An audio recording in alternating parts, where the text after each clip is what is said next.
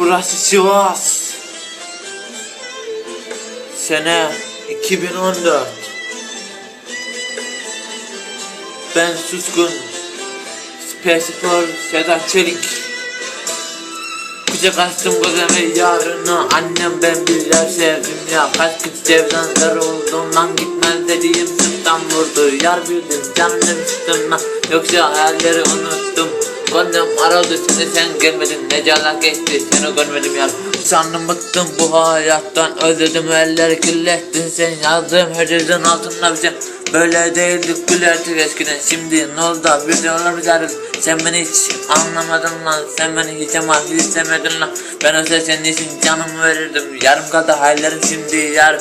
Elbet yanacan onunla görerse. Gülleri savrulan bu aşk mıydı, yoksa umutlarım yalan mıydı? Kahroldum, tükendim ben senin aşkına, senden de kimse kalmadı.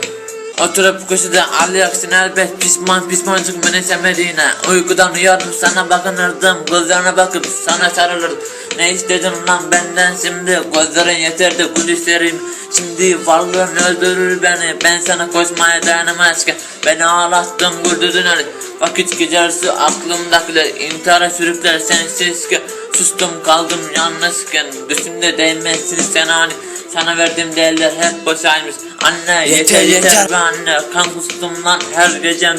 Ben sensizliğin kitabını yaktım, sen gittiğin yer bu canlar bile.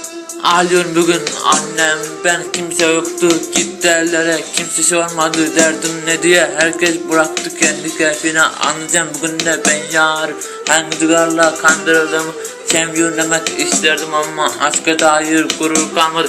Şimdi sen söyle hadi bakalım, kimde buldum ben de bulamadım. Söyleyebileceğim bir söz var, sakın ola bir daha ardına bakma. Karşısında ben yokum artık yarım, üzüldüm de sanma bir daha. Benim gözümde aksın eller, senin gözünde yalan Mustafa kahpe.